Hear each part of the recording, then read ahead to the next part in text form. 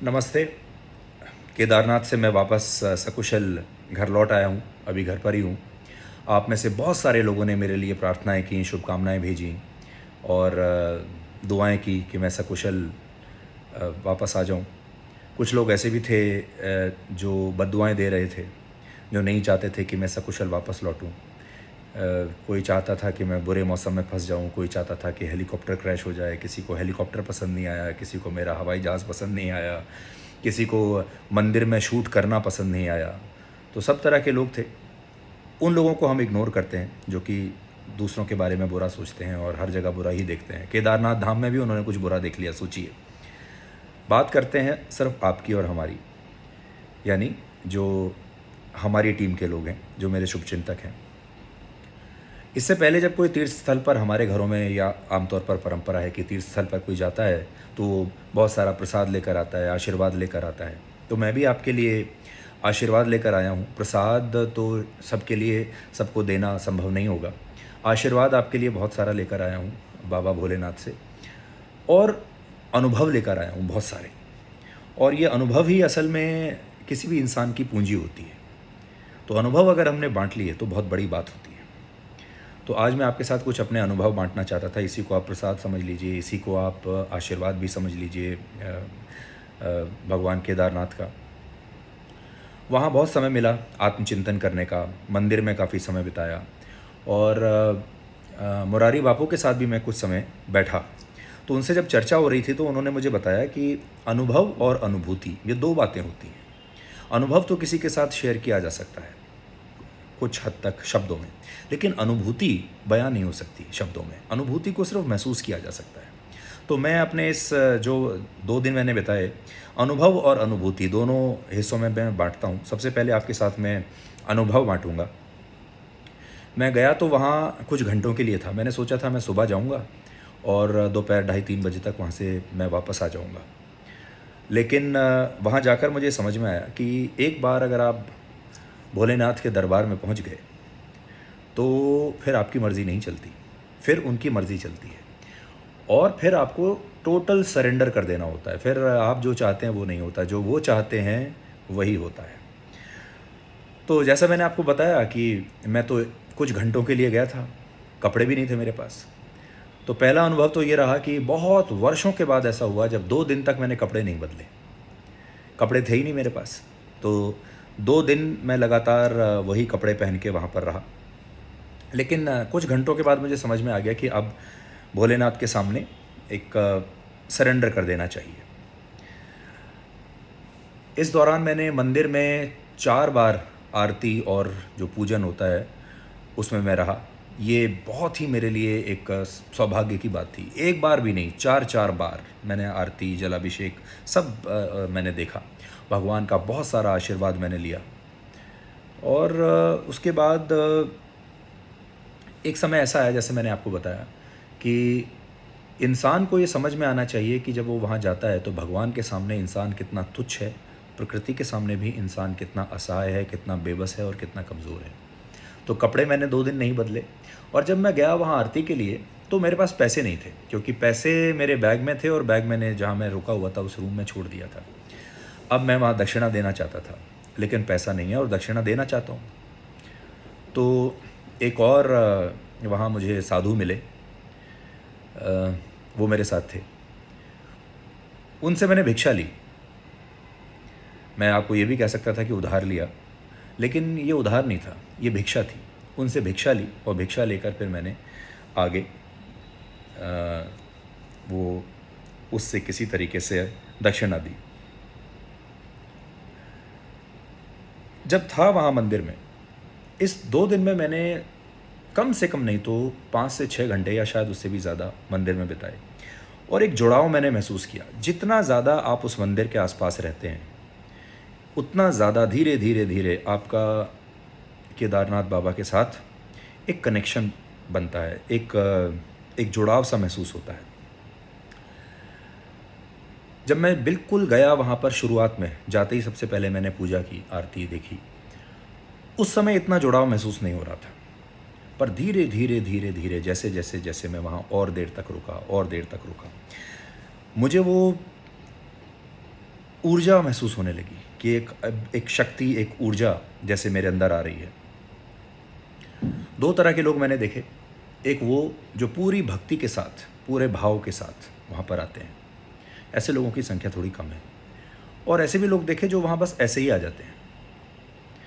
तो अ, जो लोग ऐसे ही आ जाते हैं बिना किसी मकसद के, उन्हें मुझे ऐसा लगता है कि वो जो ऊर्जा है, वो जो कनेक्ट है, वो शायद महसूस नहीं होता होगा, जो धीरे धीरे धीरे धीरे मुझे महसूस हुआ। कई घंटे तक मैं मंदिर में जब रहा तो एक जैसे होता है ना कि आपका मोबाइल चार्ज होने लगता है, तो ऐसे ही चार्जिंग होने लगी। शुरुआत में जब मैं नहीं जा पाया उस दिन, तो बड़ी कोशिश कर रहा था, छटपटा रहा था, बेचैनी थी कि मैं अगर 3 बजे नहीं तो 5 बजे चले जाएँ, 6 बजे चले जाएँ, 7 बजे चले जाएँ। आखिरी उम्मीद जो थी वो ये थी कि आज किसी तरीके से चले जाएँ। वो एक बेचैनी थी। लेकिन जैसे-जैसे मैं वहाँ रुकता गया, वो बेचैनी मेरी समाप्त होती चली गई। और आखिर में तो एक ऐसी स्थिति आ गई जब मैं आ रहा था कल सुबह वहाँ से, तो मुझे ऐसा लग रहा था कि 1 दिन और रुक जाएँ, 2 दिन और रुक जाएँ। तो ये मेरी एक वहाँ पर भावनाएँ मुझे ऐसा लगा।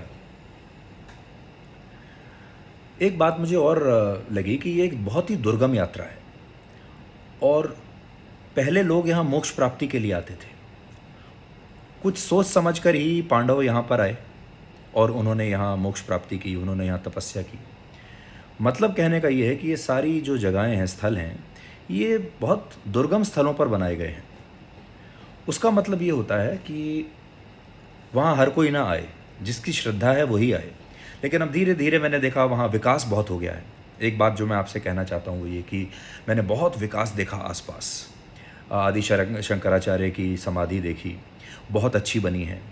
अब वहाँ काफ़ी विकास हो रहा है, सड़कें बन रही हैं, बुनियादी सुविधाएँ आ रही हैं। अगर आपको वहाँ रात में रुकना है तो आप रुक सकते हैं। तो इस सरकार ने वहाँ पर काफ़ी सफाई की है और अब ये जो तीर्थ स्थल है, ये पहले के मुकाबले काफ़ी अच्छा दिखता है अभी। अगर आप जाएँगे पूरी श्रद्धा के साथ तो आपको बहुत अच्छा लगेगा। प्रकृति, जानवर और इंसान, इसका एक तालमेल वहाँ पर देखने के लिए मिलता है। क्योंकि वहाँ गाड़ियाँ नहीं हैं, टेक्नोलॉजी बहुत कम है, तो आपको प्रकृति के साथ रहना है इंसान को और जो भी करना है अपने इन्हीं हाथों से और इन पैर से करना है। आपके हाथ पैर में जान होनी चाहिए ताकि आपका वो भार उठा सकें और या फिर जानवर की मदद लेनी है। तो जानवर, प्रकृति और इंसान का जो तालमेल है, वो वहाँ मुझे महसूस हुआ। अब बहुत सारे जो नकली हिंदू हैं, वो वहाँ पिकनिक मनाने के लिए जाते हैं। उनके लिए एक पर्यटक स्थल बन गया है और मैंने ये देखा कि काफ़ी लोगों ने मेरी भी ट्रोलिंग शुरू कर दी कि हमने एक कैंपेन चलाई कि वहाँ पर मोबाइल फ़ोन नहीं जाने चाहिए, वहाँ लोगों को वीडियो और रील्स नहीं बनाना चाहिए और उसके बाद मंदिर की जो समिति है उसने बंद भी कर दिया उसको। लेकिन लोग अब मुझे लिख रहे हैं और ये सारे मैं कहूँगा कि सब नकली हिंदू हैं और वो ये लोग लिख रहे हैं जिन्हें ये परेशानी हो रही है कि ये रील्स और वीडियोस बंद क्यों हो गए।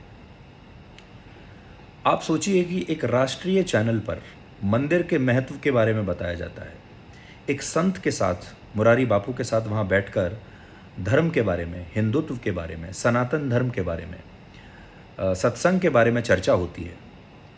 उसमें किसी को क्या आपत्ति हो सकती है? एक राष्ट्रीय चैनल पर जो प्रसारण होता है मंदिर को लेकर और जो लोग वहाँ पर अपनी गर्लफ्रेंड्स का हाथ पकड़कर रील्स बनाते हैं, गाने लगाते हैं और तमाम तरह की उछल कूद करते हैं, उसमें और इस प्रसारण में आपको कोई फ़र्क नज़र नहीं आया? ब्लैक एंड वाइट का जो एनिवर्सरी एपिसोड था, हमने ये सोचा कि हम केदारनाथ से जाकर करेंगे, इसमें भी लोगों को आपत्ति होने लगी।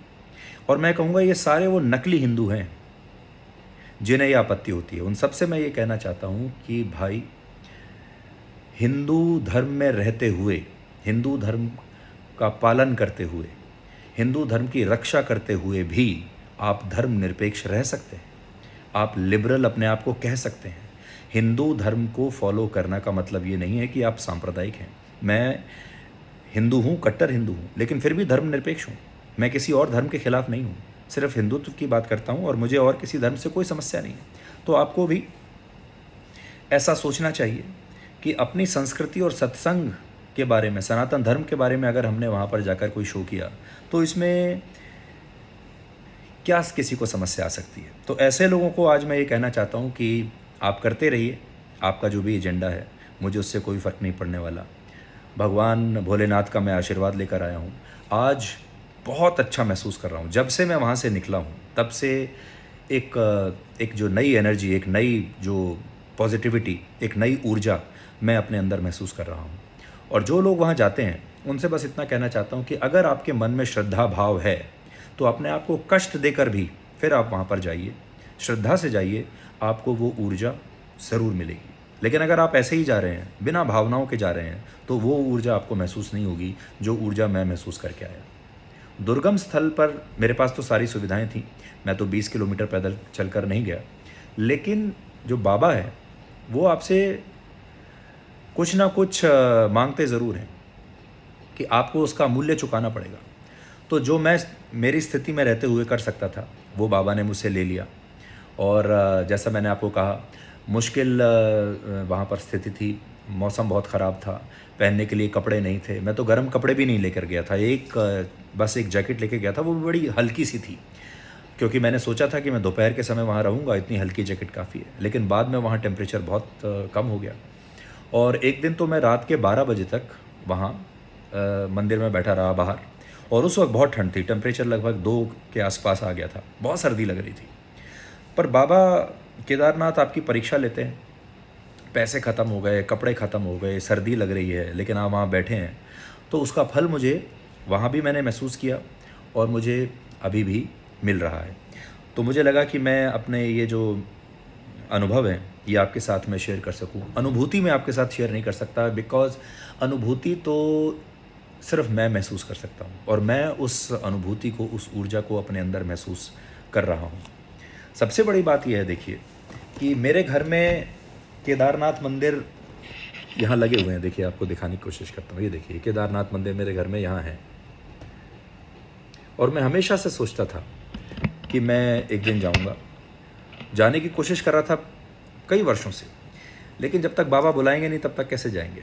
तो बाबा ने बुलाया नहीं। हर बार जब भी कोशिश करता था, तो कुछ ना कुछ हो जाता था, कुछ ना कुछ, या तो मौसम ख़राब हो गया या कोई और काम लग गया, और मैं सोचता था कि अभी बाबा चाहते नहीं कि मैं आऊँ।